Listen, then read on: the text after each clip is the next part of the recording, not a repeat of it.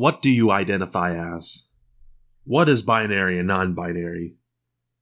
Is this a good piece of art that is representative of your race and cultural identity? When did you realize you weren't white? I'm becoming more and more frustrated by the current discussions on gender, misogyny, racism, and the like between my friends and in the mainstream academic, political, and media circles. Now, I assure you that I am not approaching this from a conservative MAGA standpoint, nor am I part of the right wing. Hopefully, this calms your fears. Now, one of the reasons for my annoyance is the inability of these discussions to escape the box. And I say escape the box in quotes. Now, what do I mean by this? It is the continued operation of discourse, discussion, and thought within the framework of, quote, permanent modes of oppression. What do I say are permanent modes of oppression? I'm going to say it's racism, sexism, homophobia, privilege, classism, and the like. Now, why do I say permanent in quotes? Now, it's because these modes of oppression are treated as permanent fixtures, which are unmovable, forever, and unending, and cannot be changed. Now, many assume that fighting racism involves education and the reshaping of our thoughts, values, and beliefs, and our morals. Now, these advocates contend that society can be molded to understand that racism, misogyny, sexism, and other forms of hate are wrong and need to be educated on what is correct.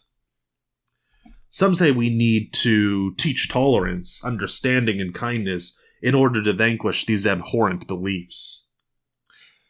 They say that by changing how we think, we alter our beliefs, and because our beliefs are changed, we can change the way we act. Some particular liberal advocates even contend that oppressions like racism and misogyny can be resolved if we just place minorities into positions of power, like having more females in tech, having more minority CEOs, or having a black president, or having this and that, and so on and so forth.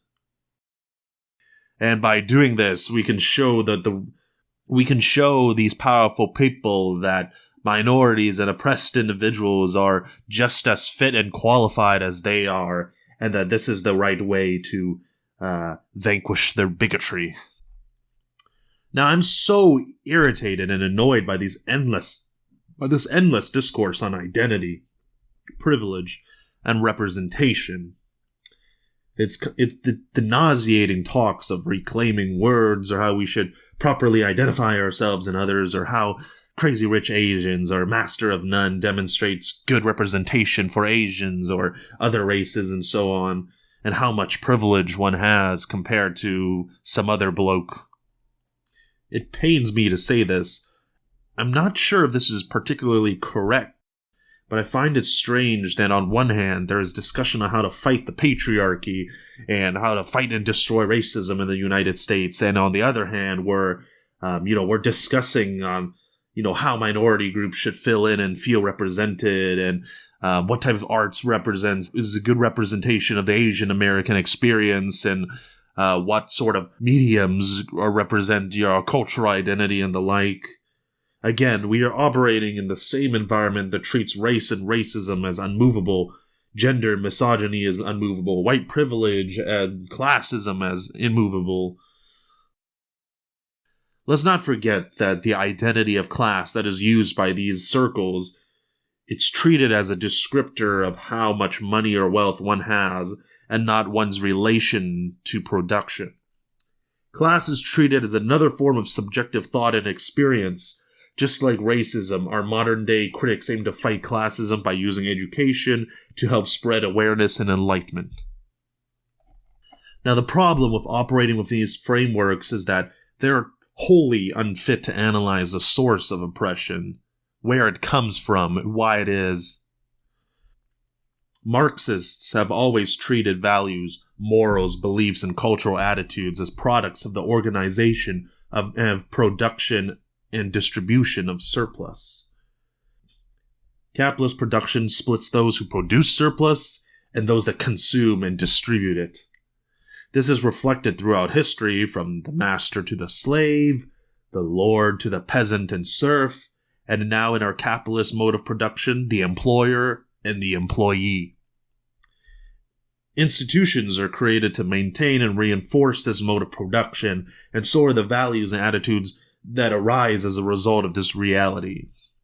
Now, these attitudes can be created and sustained by the ruling elite in order to justify the inequality and the injustice in such a system.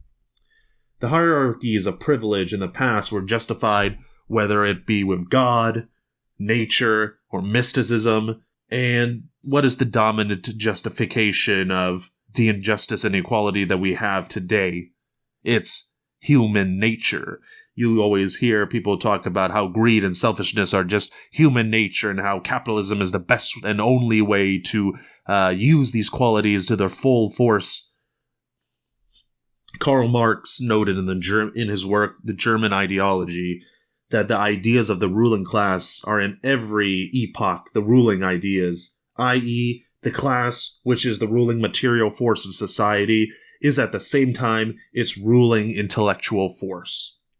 The class, which has the means of material production at its disposal, has control at the same time over the means of mental production, so that thereby, generally speaking, the ideas of those who lack the means of mental production are subject to it. Now, what does this mean?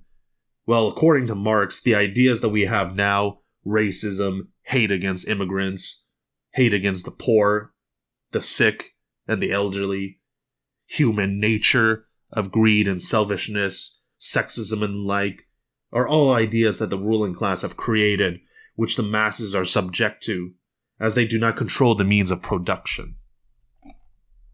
Not only are these ideas propagated by the ruling class to sustain its dominant position in capitalism, but they're actively deployed to separate and divide the working class in order to prevent their unification.